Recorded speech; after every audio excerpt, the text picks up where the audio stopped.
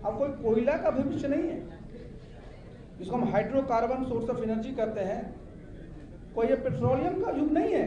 क्योंकि आपने सब देखा है कि 2070 तक सब लोगों को कार्बन न्यूट्रल होना है। तो युग किसका है? अब ये जो युग है उसमें जिनके पास इस प्रकार की चीज़ें उपलब्ध होंगी। तो बिहार में तो आप देखते हैं कि सूर्य भगवान भी हमारे यहाँ वर्षों तक, महीनों में काफ़ी महीने अपना यहाँ अपनी रोशनी देते हैं, अक्षय ऊर्जा का उससे भी है।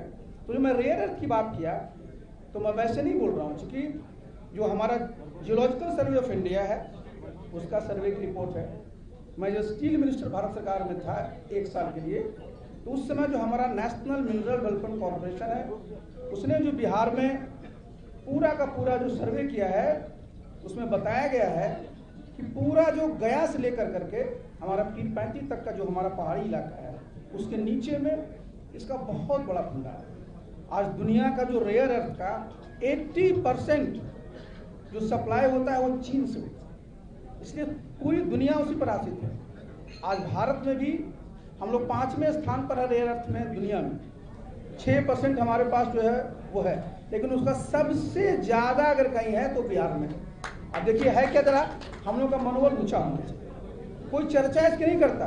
मैं कुछ दिन पहले ही देख रहा था कि एक सर्वे हुआ तो आंध्र प्रदेश में भी रेयर अर्थ पता चला, और वहाँ इसको लोग काफ़ी उसको प्रचारित कर रहे हैं।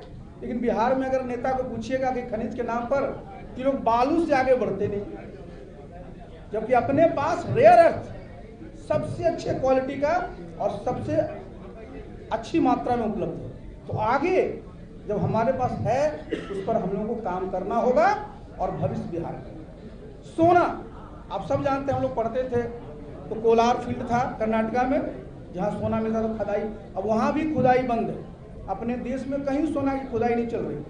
पूरा देश में जो सर्वे मैंने कहा आपको, आर्कियोलॉजिकल सर्वे ऑफ इंडिया नहीं, ये जियोलॉजिकल सर्वे ऑफ इंडिया ने किया और हमारे NMDC ने किया, तो ये जान कर करके सब बिहार वासियों को और देशवासियों को प्रसन्नता होगी कि बिहार में एक नहीं 2 जगहों पर सोना का कूद खंडार मिलने की संभावना है। और वो कहाँ है? आप जेठियन आप जानते हैं, जहाँ की गया, नवादा, नालंदा का बॉर्डर मिलता है। आप जमुई जगह का नाम ही सोनो है। इस पर काम करने की है। और देखिए हम लोग का क्या संकल्प होगा बिहार के लोगों का। कभी भी बिहार पीछे नहीं था। बिहार आप जानते हैं ये सत्ता का केंद्र था। कई 100 वर्षों तक दुनिया में हम लोगों ने शासन किया था, तो बिना संसाधन के। लेकिन आज सब चीज में हम पीछे रह जाते हैं, आगे हम पीछे नहीं रहने। तो आगे क्या होगा जब सोना है? अगर मैं दावा तो नहीं करता, लेकिन निश्चित रूप से अगर मैं आगे और मैं मंत्री रह गया होता तब तक काम शुरू हो गया। तो जब सोना मिलेगा रॉयल्टी तो आएगी, लेकिन हम सब लोग प्रयास ये करेंगे कि सोना से संबंधित जितने भी उद्योग धंधे हैं वो बिहार में ही मिलने लगे और बिहार के हमारे साथ में। टंगस्टन बहुत ज्यादा मात्रा में यहाँ पर है, फास्फोरस बहुत ज्यादा है। तो मैं बता दूं कि जितने भी तरह की एलिमेंट्स की, मेटल्स की आगे आने वाले, इसको हम लोग का सुपर टेक्नोलॉजी, सेमीकंडक्टर का पूरा समय आ रहा है, ये सब में उसकी जरूरत पड़ेगी और बिहार में ये अद्भुत मात्रा है। तो मैं बिहार वासियों को आश्वस्त करना चाहता हूँ कि आप अपना सिर्फ बालू पर मत आश्रित रहिएगी। हमारा जो है खनिज है, हमारे पास इस प्रकार के खनिज है और इससे ही हमारे लोगों को आगे रोजगार के अवसर प्राप्त। खेती के बारे में आप जानते ही कि सबसे अच्छा है, जमीन है, सबसे अच्छी जमीन हमारी है। इस पर आप बहुत पहले भी सुने।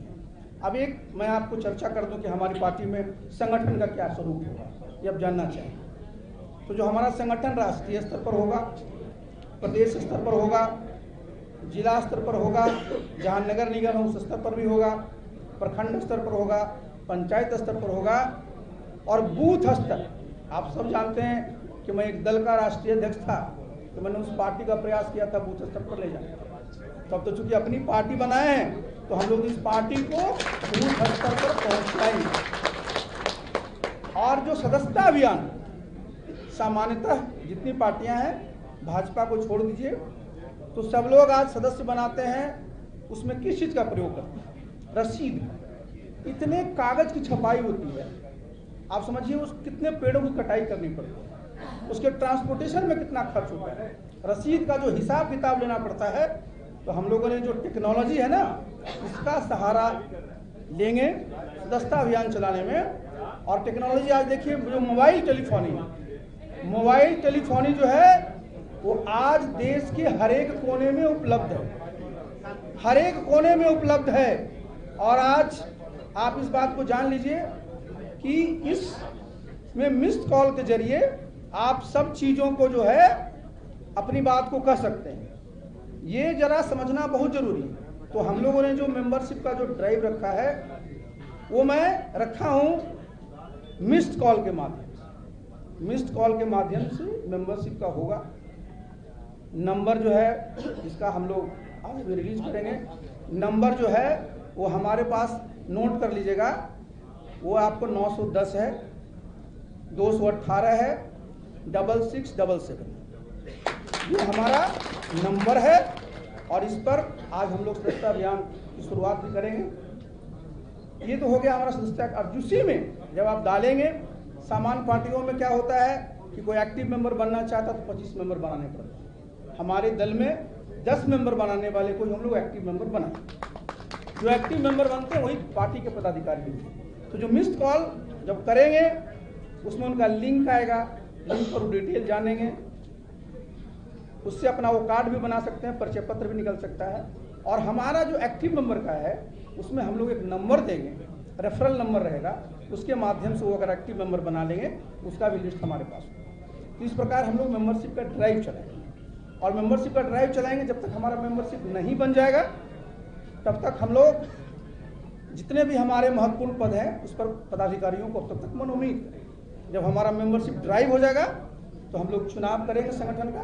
संगठनात्मक चुनाव होने के बाद हम लोग उस चीज को या अब आप आइए कि भाई जो हमारा काम करने का जो तरीका होगा, तो काम करने का तरीका हम लोग का वही होगा कि हम लोग जनता से पहले भी जुड़े रहे हैं, फिर जुड़े रहेंगे। और सब साथियों को हम लोग ने यही अपनी बात को रखा है, समझाया भी है और समझते भी हैं कि इस पार्टी को कभी भी किसी भी कीमत पर मजबूत होने के लिए जितना भी आपको परिश्रम करना पड़े वो सब करें। और आज मैं बता दूं कि अभी हम लोग का गठन नहीं हुआ, लेकिन मैं जब मीटिंग करते रहा था तो बिहार में आप जान रहे हैं 243 विधानसभा सीटें हैं।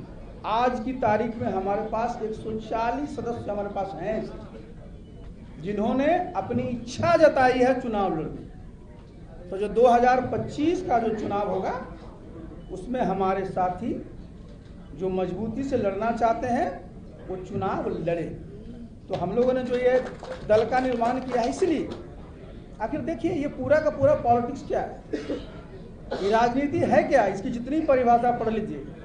लेकिन हम लोग जब पढ़ते आए उस जमाने से ही कि राजनीति सत्ता का संघर्ष, और सत्ता में आप क्यों आना चाहते, सत्ता में जब तक आप नहीं आए तो जो आपका विजन है, जो आप पूरा करना चाहते हैं उसको प्राप्त नहीं कर सकते। तो जब आप सत्ता में आएंगे, जो भी आपने अपना लक्ष्य रखा, आप देखिए कितना खराब लगता है कि देश में प्रति व्यक्ति आय 1,82,000 करीब 2 लाख करोड़।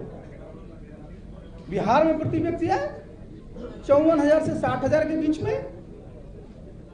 आप समझिए जरा इस बात को। एक समय था जब देश आजाद हुआ था, उसमें देख लीजिए कि हम लोग क्या स्थिति थी।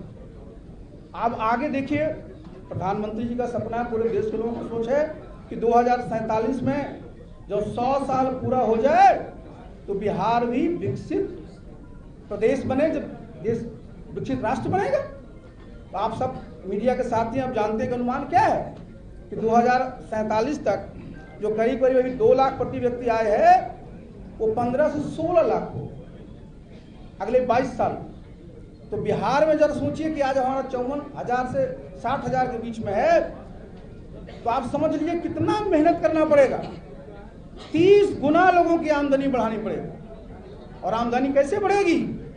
आमदनी बढ़ेगी जब आप निवेश करेंगे किस क्षेत्र में, जितने हमारे जो कृषि का क्षेत्र है, ऊर्जा का क्षेत्र है, और ये पूरा का पूरा जो हमारा जो उद्योग के बारे में मैंने चर्चा की, तो एक बात की मैंने जो चर्चा की थी हाइड्रोजन के शुरू में, तो आपको पता है कि अब जो है आगे जब हाइड्रोजन एक मुख्य स्रोत होगा तो बिहार में जल की कमी नहीं है। हमारे यहाँ पूरा का पूरा जल का इतना संसाधन है, अक्षय हमारे पर ऊर्जा होगी तो इलेक्ट्रोलाइसिस प्रोसेस से हाइड्रोजन का निर्माण हम लोग कर सकते। अपने यहाँ 2-3 और मुद्दे हैं जिनकी मैं चर्चा करके आपको समाप्त करूंगा। एक, आप सब लोग जगह आज देखते हैं जो हमारे शिक्षा का क्षेत्र, जो हमारे शिक्षक हैं, जो हमारे छात्र, मैं देखता हूं हम लोग पढ़े, गांव से पढ़े, मेरे पिताजी भी शिक्षक रहे, गांव से पढ़ करके जब कोई आरक्षण नहीं होता था उस समय हम लोग आईएएस बने, कोई ट्यूशन कहीं नहीं, वही शिक्षक पढ़ाते थे और सब बने। आज आप देखिए यहाँ क्या होता है शिक्षा विभाग में, रोज उनका टाइम ही टेबल निर्धारित होते रहता है कि 9 बजे आना है कि कितने बजे जाना है। बच्चा है उसका काम क्या है, ज्ञान अर्जन करना। बच्चे कितने देर तक अपने ध्यान को लगाएंगे? अब उनको अगर लंबे देर तक रखिएगा स्कूल में तो पढ़ने में ध्यान लगेगा। मैं देखता हूँ, अभी मैं सवेरे सवेरे जब मॉर्निंग वॉक में निकलता हूँ, 5 बजे के बाद से सब माताएं अपने बच्चों को खड़े रहे बस स्टैंड पर स्कूल चलाएंगे। हम लोग का स्कूल का टाइमिंग होता था, मैं जानबूझ के बोल रहा हूँ, 10 बजे से 3 बजे। अच्छा से सवेरे का रूटीन भी होता था, लोग खाते भी थे, आधे घंटे का टिफिन होता था और 3 बजे बच्चे से घर चले जाते। उसी में से सारे लोग आखिर जो हमारे डॉक्टर राजेंद्र बाबू यहीं से पैदा हुए, बिहार के प्रथम राष्ट्रपति बने, तो क्या स्कूल जाते थे 5 बजे? स्कूल का समय वही था। नीतीश बाबू मुख्यमंत्री हैं, 5 बजे स्कूल जाते थे। ये इसलिए मैं बता रहा हूं। और आप शिक्षकों को कहते हैं कि जाकर के हाजिरी लगाओ, हाजिरी पर ध्यान कम दीजिए। ध्यान दीजिए कि आखिर शिक्षक हैं, वो पढ़ा रहे हैं, उनको किस प्रकार की जो है उनको किस प्रकार का ज्ञान और लोगों को बच्चों को देना हो दे रहे हैं कि वो कोई सरकारी कर्मचारी अन्य सरकारी कर्मचारियों की तरह नहीं है, वो अन्य सरकारी कर्मचारियों की तरह नहीं है, उनका काम है ज्ञान दे। अब आप रोज उनसे स्पष्टीकरण पूछेगा कि अच्छा आप आज हाजिरी लगाए हैं तो 9:05 में आए हैं। हम लोग पढ़ते थे, हम लोग जीएनयू में भी पढ़े, गांव के स्कूल में पढ़े, वो फोकस रहता था कि बच्चों को ज्ञान देना। शिक्षा में देखिए हम लोग को जब मौका मिलेगा तो हम लोग सुधार करेंगे और इस सब के लिए विन विन सिचुएशन होगा, बच्चों के लिए भी, उनके गार्जियन के लिए भी और शिक्षकों के लिए। ये कोई रेगुलेटरी डिपार्टमेंट नहीं है, एक मैंने शिक्षा की जानबूझ करके चर्चा की। आप जरा इस पर भी देख लीजिए, आज सबसे ज्यादा लोग किस बात से प्रभावित हो रहे हैं कि साहब सब जगह जो नशा जो है वो बढ़ गया है। नशा का प्रयोग, बिहार में शराबबंदी लागू है, आप सब जानते हैं। कोई भी यहाँ जो व्यक्ति है किसी प्रकार के नशा के सेवन को प्रश्रय नहीं देना चाहता, लेकिन आप अगर समझिए बिहार में 2016 से शराबबंदी लागू हुई है। गांव में पूछ लीजिए, बहुत जगह शराब की क्या स्थिति है वो आपको पता है। लेकिन सबसे जो खराब चीज और हुई है कि नशा के जो और भी जो साधन है उसका बच्चे सब आजकल और भी लोग उसका सदुपयोग कर रहे हैं या दुरुपयोग कर रहे हैं, वो एक अलग मामला है, लेकिन उसका सेवन कर तो हमारे लिए अच्छी बात नहीं है कि भाई एक तरफ तो मुख्यमंत्री की मंशा में कोई दिक्कत नहीं है, लेकिन खान पान को जो कानून बनाए, कानून के माध्यम से ये संभव नहीं है नशाबंदी को समाप्त करना। तो हमारी पार्टी का जो हमने जो सिद्धांत बनाया उसमें भी रखा है कि हम लोग जिसका जन जागरण का कार्यक्रम चल रहा है। आज का क्या है, आज देखिए जो आपका शराबबंदी का है, इस सबके लिए लॉस है। सरकार का कई हजार करोड़ का लॉस है एक्साइज का। आप देखिए कितने लाख ग्रामीण इलाके हैं, उनके बच्चे उनके लोग जो हैं जेल में चले गए, खर्च हुआ ना। तो आप इसमें सुधार की आवश्यकता, और हमने पहले भी कहा है और आज भी आपके माध्यम से मैं माननीय मुख्यमंत्री से अनुरोध करना चाहूँगा पूरी गंभीरता के साथ कि भाई एक हाई लेवल की कमेटी गठित किया जाए, जिस उद्देश्य से आपने शराबबंदी बिहार में लागू की थी वो कहाँ तक सफल हो पाई है, क्या क्या चीज और किया जाना चाहिए जिससे कि भाई जो मनसा है वो भी पूरा हो और बिहार के बारे में जो इमेज है, कोई आज प्रोग्राम कराने के लिए बिहार में आता नहीं, पूछिए कहाँ तो रांची में आ जाइए, पूछिए कहाँ तो बनारस में आ जाइए। तो जब बाहर के लोग आपके यहाँ आने से घबराए, आप इतने वर्षों में बिहार में कितने होटल बने हैं, आप अगर जाइएगा तो हमारे होटल अलग अलग बने हैं, लेकिन अगर आप 5 स्टार होटल के बारे में चर्चा करिएगा तो शायद ही कोई बने। तो हम लोग इस प्रकार का देखिए माहौल बनाना पड़ेगा कि भाई जब लोग बाहर से आए तो उनको ऐसा ना लगे कि मैं ऐसे प्रदेश में जा रहा हूँ जहाँ की डर। और एक बात को अंत में मैं और कहना चाहूँगा, इसको जरा सुनिएगा। अपने प्रदेश में, मैं तो उत्तर प्रदेश काडर में था IAS में, यहाँ जब मैं आया तो यहाँ जो एक नई चीज मुझे देखने को मौका मिला, और आज बिल्कुल सब जगह देखिए कि जो जनप्रतिनिधि है,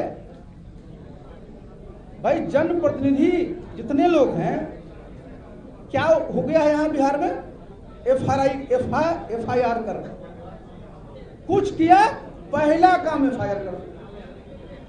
आप जनप्रतिनिधि देखिए कितने हमारे मुखिया हैं, आप कहते हैं आपकी उम्र है आप मुखिया बन गए, कोई प्रशिक्षण नहीं होता है, गलती कोई और करे, जांच में आए तो क्या करना है, अरे वसूली करिए, कार्रवाई करिए, सबसे पहले FIR।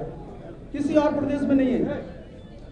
यहाँ जो है पूरा का पूरा इसका FIR हो गया है, जिसे जितने हमारे जनप्रतिनिधियों का जो एक खौफ सबके मन में। और आप चले जाइए, आप जितने अभी हमारे ब्लॉक लेवल पर जाइए, आपको लेना है निवास प्रमाण पत्र, आपको लेना है जाति प्रमाण पत्र, आपको कराना है म्यूटेशन, आपको लेना है आर्थिक प्रमाण पत्र। क्या स्थिति है? तो हम लोग की सरकार जब बनेगी तो मैं इस बात को कहता हूं कि देखिए आज बिहार की जनता को ब्लॉक और अंचल के दरवाजे पर जाना पड़ता है, चक्कर लगाना पड़ता है, जब आप घर घर जातीय जनगणना करा कर उनको बता सकते हैं, हर एक घर में वोटर ID कार्ड हो सकता है, तो फिर सरकार के जो हमारे कर्मचारी हैं वो क्यों नहीं हर एक साल के 31 मार्च तक प्रत्येक के लोगों को ये जो जितने तरह के सर्टिफिकेट हैं उनको घर पर पहुंचाना मैंडेटरी किया जाए। तो देखिए कि नीचे स्तर पर जिसकी आप चर्चा करते हैं भ्रष्टाचार का, वो अपने आप खत्म हो जाए। और एक बात और साथियों, आप जानते हैं कि मैं जब संगठन चलाता हूं तो हम प्रकोष्ठ पर बड़ा ध्यान देते हैं कि समाज के जितने, आप बिहार में भी जातीय जनगणना हुई, 215 जातीय गणना हुई। हालांकि अगर आप देखिएगा तो एक जगह बनिया लिखा हुआ, उसमें 19 जातियां हैं, तो जो 19 जातियां उनकी अलग से तो गणना नहीं आपने किया, बनिया में डाल दिया, फिर अलग से आप समाज को डाल दिया। लेकिन मैं उसको ही लेकर चलिए तो आपको जरा जान करके आश्चर्य भी होगा, पीड़ा भी होगा कि सिर्फ अपने बिहार में 25 ऐसी जातियां हैं जिनकी आबादी 1% से ज्यादा है। बाकी 190 जो जातियां हैं उनकी आबादी 1% से कम है। 100 से भी 2 जाति की आबादी कम है। अगर आप देखिएगा 10,000 तो 75 ऐसी जातियां हैं जिनकी आबादी 10,000 से कम है। हम चर्चा क्यों कर रहे हैं इस बात में? क्योंकि जितने भी दल हैं अपने संगठन में स्थान देने में, टिकट देने में किनका ख्याल करते हैं?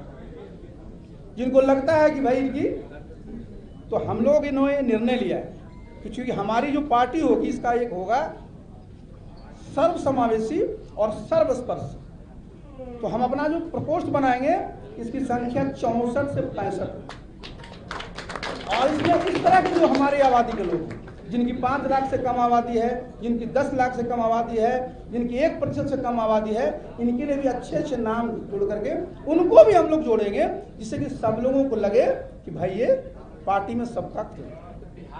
1 मिनट रुक जाइए। देखिए बिहार क्या है? बिहार जो है भाई गणतंत्र की जननी, भाई हमारा पूरा का पूरा जो लिच्छवी का यहाँ है, भाई दुनिया में 2 ही गणतंत्र क्लेम किया जाता है, एक हमारा वैशाली का और दूसरा यूनान। लेकिन ये सब जानते हैं कि जो हमारा गणतंत्र है वो सबसे पुराना है। तो जिस समय राजतंत्र की चर्चा होती थी हमारे बिहार के लोग कितने प्रबुद्ध थे कि उस समय गणतंत्र लोगों ने स्थापित किया। सोच देखिए हमारे बिहार के लोगों को। तो भाई हम लोग का ये प्रयास होना चाहिए कि आगे आने वाले समय में जो बिहार को लोग किस नजर से आज देखते हैं कि बिहार तो मजदूरों की मंडी हो गई, बाहर हमारे लोग को भटकना पड़ता है, जितने तरह का इंफ्रास्ट्रक्चर है और प्रदेश में जाता है तो देखता है कि सब बहुत अच्छा बना। यहां किसी चीज की कमी नहीं है, कमी तो है एक किसी की तो विजन की है, एक सोच की। तो हम सब लोग मिल कर करके एक ऐसा बिहार बनाएंगे जो बिहार का सब लोग बोलेंगे गौरवशाली इतिहास। इतिहास तो था ही गौरवशाली। बताइए कौन सा ऐसा देश है जी, प्रदेश है जहां एक नहीं चार उस जमाने में विश्वविद्यालय रहे। लेकिन आज क्या होता है, हमारे बच्चों को कोचिंग के लिए कोटा और जगहों पर जाना पड़ता है। ये सब चीजें हैं, ये हमारे पास जो अभी सब कमी दिख रही है इसको दुरुस्त करना होगा। और ये दुरुस्त करने के लिए पॉलिटिकल विल, पावर विल जो आपका होना चाहिए, मजबूत होना चाहिए और सबको साथ लेकर के चलिए। तो हम लोग जितने भी लोग हैं, मैं बता दूं, हम लोग की राजनीति पूरी सकारात्मक है। बिहार के जितने भी नेता हुए हैं, जितने भी मुख्यमंत्री हुए हैं, किसी भी दल के हुए हैं, सबने बिहार के लिए काम किया है और सबको हम धन्यवाद भी देते हैं। इसमें किसी प्रकार का जो है सबको अपना अपना अवसर मिला, सबने काम किया और हम लोगों को जिनकी जो अच्छाई है उसको लेकर के हमको आगे बढ़ने का। तो साथियों, आज चूंकि दिवाली का दिन है, मुझे भी और कई जगह जाना है, आप लोगों को भी जाना है और ये चूंकि आज पार्टी की घोषणा करनी थी तो हमने आज आपको कष्ट दिया, इसके लिए बहुत बहुत क्षमा। और आगे हम लोग मिलते रहेंगे और आपके जितने भी क्वेरीज होंगे, जितने भी परीक्षा होंगे, सबका जवाब देंगे।